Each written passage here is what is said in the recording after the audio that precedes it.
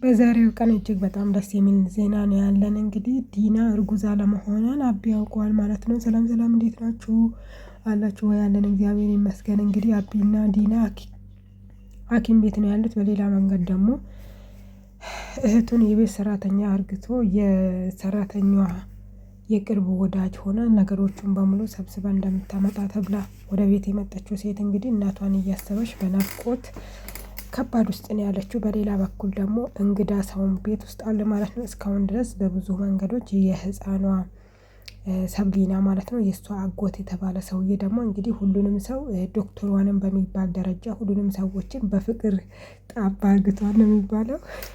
እንደዛ አርግቷል ማለት ነው። በነገራችን ላይ ክሩቤል በሚለው ስምም ሌላ ቦታ ይሰራል። ሁሉም ሰው ነው የሚወዱት። ሁሉም አክተር ላይ ተፍቃሪ ሆኖ ነው የሚሰራው በነገራችን ላይ። እና ዶክተሩ እንግዲህ ዲናንም መርምሯታል፣ አቢንም መርምረዋል። ከዛ በኋላ ዲናን ወደ ውጪና ለአቢ ጭማሪ ህክምና መደረግ አለበት፣ ምክንያቱም ይሄ ቀላል ነገር አይደለም ምናምን ይለዋል። እሺ ብላ እሷም ወደ ውጪ ትወጣለች ማለት ነው። ስትወጣ ደግሞ አቢና ዶክተሩ መነጋገር ሲጀምሩ እንዴት ነው ምንድነው? በጣም ይቅርታ አቢ አዝናለሁ፣ ግን ምንድነው ዲና እርጉዝ አይደለችም ይላል አቢ። በአንዴ ነው ቅስበቱ የሰበረው ማለት ነው። ያው ጥርጣሬ ነበረኝ፣ አሁን ግን ከሁሉም ነገር ተገላግያለሁ፣ የሆነ ነገር አደርጋለሁ እያለ ነበር። በሌላ በኩል ደግሞ ዲና ቆይ ምን እየተፈጠረ ነው? ምንድነው የምንሆነው? እያለ በጣም እየተጨናነቀች ነበር። መሀል ላይ እንግዲህ ባለቤቷ ስልክ ይደውልላታል። ሄሎ፣ እንዴት ነሽ? ደህና ነሽ? ምንድነው የተፈጠረው? ምን እየተካሄደ ነው? ቆይ አንቺ ከኔ እየሸሸሽ ነው? ለእነሱ እየሰራሽ ነው ወይ? ምንድነው እየተፈጠረ? በነገራችን ላይ ዲና ልጇ እንደታገተ አታውቅም ማለት ነው። እሱ ብቻ ነው የሚያውቀው። እናም ሌላ አዳዲስ ነገር የተፈጠሩ ነገሮች ምን አለ ሲላት የሰብላ አጎት ወይም የአቢ የመጀመሪያው የምስቱ ወንድም ወደዚህ ቤት መጥቷት ትንሽ ከበድ የሚልና አስፈሪ ሰው ይመስላል ትላለች። እንዴት እኔን አታውቂኝም ማለት ነው? ከኔ በላይ ነው የሚያስፈራው። ለእኔ ትልቅ ቦታ እየሰጠሽኝ አይደለም። እንዲሁም ከኔ ጋር መስራትሽን እንዲሁም ሳታቆሚ አትቀሪም፣ እቅዳችን ሳታፈርሺ አትቀሪም ብሎ ጭራሽ ወደ እሷ ንዴቱን በሙሉ ሊወጣባት ነበረ። ዲናም እንግዲህ እንደማትቻል ታውቃላችሁ። እሷም አፏን ያመጣውን በሙሉ አምጥታ እንዴት ነው አንተ ንዴትህን በየትኛውን ጊዜ በእኔ የምትወጣው? ምንድነው ቆይ ነገሩ ምናምን ትለዋለች ማለት ነው። ከዛ እንግዲህ ወደ ቤት መጥቼ ማንነቴን አሳየዋለሁ ምናምን ይልና እየሮጠ ወደ ቤት ይመጣል። እኔ ክላስ ውስጥ ምን ትሰራለህ አንተ ራስህ? ይሄ የኔ ክላስ ነው፣ የእህቴ ቤት ነው ይሄ ቤት እና ክላሴ ምን ትሰራለህ እየተባባሉ ነው። በዚህ በኩል ደግሞ በጭንቀት ልታብድ ነው፣ ምክንያቱም ወደ ቤት ሄደዋል ባለቤቷ፣ በአቢ ደረጃ ደግሞ ወንድሟ ማለት ነው። ከዛም ዞር ስትል እና አቢ እየመጡ ነው። ድንግጥ ትላለች። ወይኔ የኔ ፍቅር፣ የኔ ማር፣ የኔ ጨንበላል ምናምን ትልና እንኳን በሰላም መጣ፣ በጣም ፈርቼ ነበር ምናምን ትላለች። ለምንድን ነው የምትፈሪኝ? አይ እንዲህ ስትል ምንም ችግር የለውም እኔ በጣም ደህና ነኝ አታስቢ ምናምን ይላታል። እሺ እኔ ውድ በቃ በጣም ጥሩ፣ አሁን መሄድ እንችላለን? አዎ መሄድ እንችላለን። ቆይ ምን እየተሰማክ ነው? ምንም አልተሰማኝም። ዶክተሩ ደግሞ ቀበል ያረግና ለምን በዚህ ሙድ እያላችሁ የህፃኑን የልብ ምቱን አትሰሙትምና ነው የህፃኑን የልብ ምት ላሰማችሁ ይላል። ዲና በኢየሱስ ስም ስንጥቅ ነው ያለችው፣ ድንግጥ ማለት ነው። ከዛ አይ አባቴ በኋላ ይሻላል አይደለ፣ ሌላ ጊዜ፣ አሁን ትንሽ መረጋጋት አለብን አይደለ ምናምን ትልና ታሳምነዋለች። ምክንያቱም የምንም የልጅ ምት እንደሌለ ያውቃል። እሺ ብሎ ያምናታል። በሌላ በኩል ሁለቱም ሰራተኞች ቤት ውስጥ ቁጭ ብለዋል። እንደተባለችው አዲሷ ሰራተኛ እንግዲህ ለመግባባት እየሞከረች ነው። ያችም እንግዲህ በእነሱ ዘንድ እንደመጣች ስለምታውቅ ብዙም እንትን ልትቀበል አልቻለችም። ቆይ ለዛ ሰው ለአዲሱ ልጅ እያሰብሽ ነው እንዴ? ማነው እሱ ያደንባራው ምናምን ትላለች። እኔ ብዙም አላየሁትም ምናምን እያሉ ነበረ። እንደዛ ነው እንዴ እያሉም የሆነ ድምጽ ይሰማሉ፣ ሚንጫጩትን ነገር ማለት ነው። ከዛ ወደዛ ስፍራ ይሄዳሉ።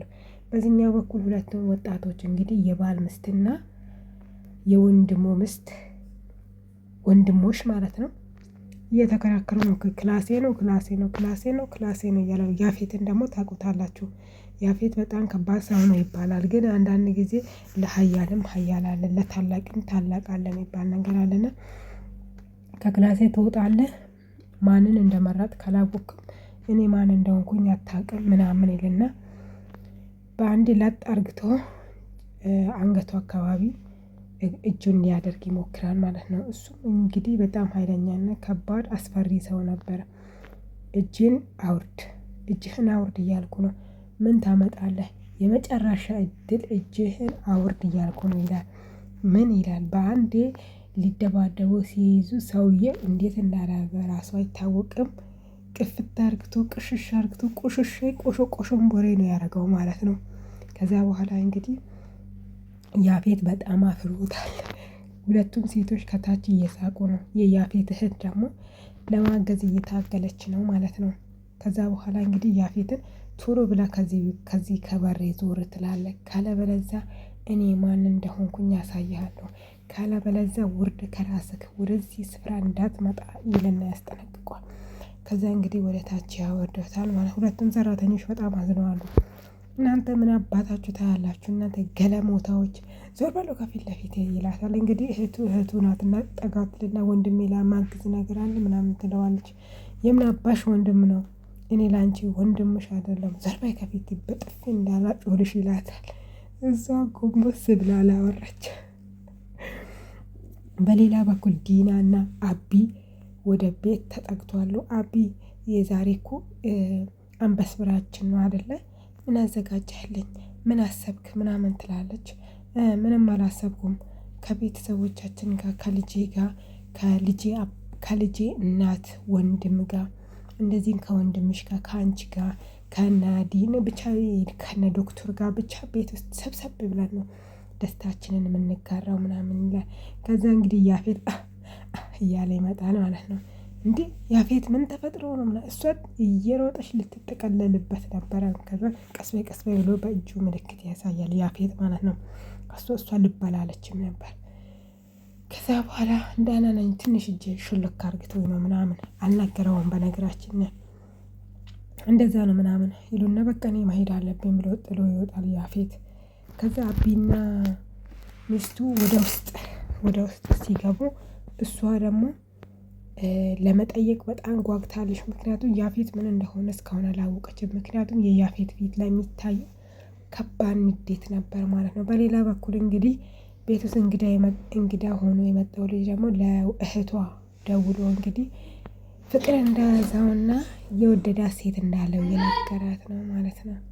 በጣም የሚደንቀው ነገር እሷም እንግዲህ ማንን ነው የወደድከው ንገረኝ፣ ማናት እሷ ምናምን በቃ ሳያት ደንግጫለሁ ምናምን። ቆይ ምንድነው እሱ ፍቅር ሊሆን ይችላል ምናምን እያለች በሌላ በኩል ዲናና ባሏ እየተራሮጡ ነው። ቆይ ምን ለእኔ መንገር የማትፈልገው ነገር ምን ተፈጥሮ ነው? ይኸውልሽ አንቺ ከባልሽ ጋር ተፈንደጂ ምናምን ይላታል። እናንተ በጣም የሚያስቀይም አማርኛ ነው እሱ ማለት ነው። እና በነገራችን ያፌት ራሱ እንዴት እንዳመነበት አላውቅም። የገዛ ሚስቱን ለገንዘብ ብሎ አቢን እንደምታገባ ያደረገው ያፌት ነው። ግን እንዴት ችሎት ነው? አስባችሁታል? ባላችሁን ለገንዘባችሁ ብላችሁ እኔ አሁን ሴት ስለሆንኩኝ ማለት ነው ከሌላ ሴት ጋር ይሄ ድራማ ራሱ በነገራችን ላይ የዛሬ 9-10 ዓመት አካባቢ እንደዚህ አይነት ድራማ ተሰርቶ መጨረሻ ላይ እሱ ትክክለኛ የወደዳት ቀጣይ ለገንዘብ ብሎ የሄዳትን ሴት ነው የወደዳት። መጀመሪያ ያችንም ያፈቅራት ነበር፣ ግን ይሄ የመጀመሪያ ፍቅር ውሸት እንደሆነ ነው የተረዳው ማለት ነው። እሱን ድራማ ታስታውሱታላችሁ? መቃብር ስፍራ ላይ ራሱ እያለቀሱ እኛ ራሱ አልቅሰን በኢየሱስ እንደዛ ፊልም ነውና አቢ በመጨረሻ ማታ ለየት የሚል ዝግጅት እንዳለና የተጋቡበት አመታት እንደሆነ የሚያስታውስ ድግስ ቤታቸው ውስጥ እንደሚኖር ይናገራል ማለት ነው። ሁሉም ሰው ተስማማ። ይህንን ደግሞ ማታ ሊያደርጉ ነው። ከዛ በኋላ አቢ ለሷ ምን አይነት ስጦታ እንዳዘጋጀላት ማንም ሰው አይገምትም። ሁላችንም ምን ሊፈጠር ይችላል የሚለውን ነገር እኔ ራሱ ጓጉቻለሁ። አቢ እንግዲህ በስተመጨረሻም የተባባሉት ሆኖ ማታ ዝግጅት ላይ ተገናኙ ነው ርዕሱ ሆኖ ያለቀው ማለት ነው። ከዛ በኋላ ስጦታው ሳይከፈት ቪዲዮ ተጠናቀቀ። ስጦታው ምን ሊሆን ይችላል ብላችሁ ታስባላችሁ? የእርግዝና ባዶነት ነው ብቻ አላቅም። ቪዲዮ በዚህ አይነት መልክ ተጠናቀቀ። ሼር፣ ሰብስክራይብ፣ ላይክ እያረጋችሁ አበረታቱ። አመሰግናለሁ። መልካም ጊዜ